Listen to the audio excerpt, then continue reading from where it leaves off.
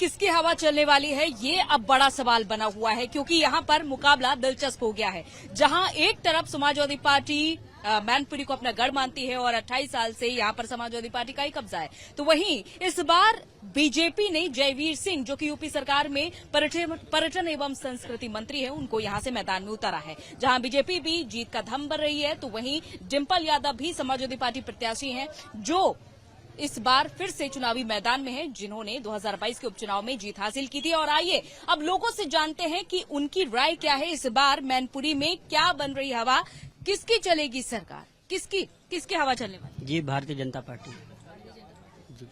Bharatiya Janata party. क्यों? यहाँ पे जो जिस तरीके से गुंडागर्दी होती थी, उस पे गुंडागर्दी पे लगाम लगी है। हमारी बहनें जो स्कूल जाती थी, आए दिन यहाँ छेड़खानी होती थी।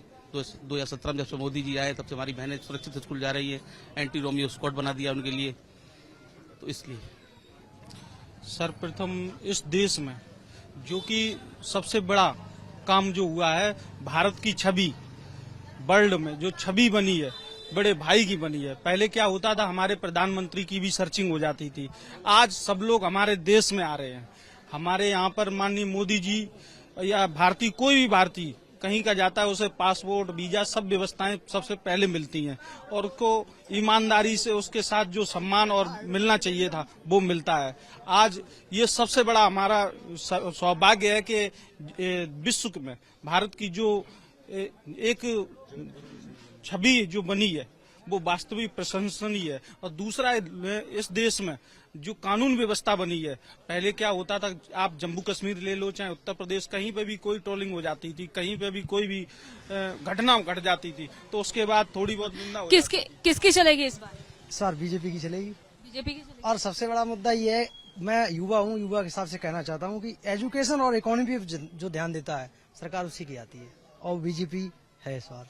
क्या लग रहा है आपको, मैनपुरी से किसकी चलेगी? बीजेपी की। बीजेपी की चलेगी। आपको क्या लग रहा है इस बार? बीजेपी की प्रचंड बहुमत से सीट जीतेगी और सरकार बीजेपी की बनेगी। 400 पार बीजेपी निकलेगी। भारतीय जनता पार्टी। क्यों? यहाँ पे जो जिस तरीके से गुंडागर्दी होती थी, उस पे गुंडागर्दी पे लगाम लगी है। हमारी बहनें जो स्कूल जाती थी, आए दिन यहाँ छेड़खानी होती थी। 2017 में जब से मोदी जी आए, तब से हमारी बहनें सुरक्षित स्कूल जा रही है। एंटी रोमियो स्क्वाड बना दिया उनके लिए, तो इसलिए सर्वप्रथम इस देश में जो कि सबसे बड़ा काम जो हुआ है, भारत की छवि वर्ल्ड में जो छवि बनी है, बड़े भाई की बनी है। पहले क्या होता था, हमारे प्रधानमंत्री की भी सर्चिंग हो जाती थी। आज सब लोग हमारे देश में आ रहे हैं।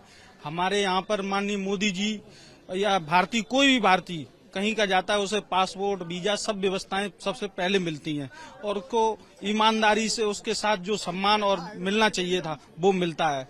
आज ये सबसे बड़ा हमारा सौभाग्य है कि विश्व में भारत की जो एक छवि जो बनी है वो वास्तविक प्रशंसनीय है। और दूसरा, इस देश में जो कानून व्यवस्था बनी है, पहले क्या होता था, आप जम्मू कश्मीर ले लो चाहे उत्तर प्रदेश, कहीं पे भी कोई ट्रोलिंग हो जाती थी, कहीं पे भी कोई भी घटना घट जाती थी, तो उसके बाद थोड़ी बहुत निंदा हो किसकी चलेगी इस बार? सर बीजेपी की चलेगी। बीजेपी की चलेगी। और सबसे बड़ा मुद्दा ये है, मैं युवा हूँ, युवा के हिसाब से कहना चाहता हूँ कि एजुकेशन और इकोनॉमी पे जो ध्यान देता है सरकार, उसी की आती है और बीजेपी है इस बार। क्या लग रहा है आपको, मैनपुरी से किसकी चलेगी? बीजेपी की। बीजेपी की चलेगी।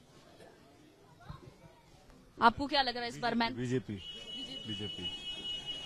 बीजेपी की प्रचंड बहुमत से सीट जीतेगी और सरकार बीजेपी की बनेगी।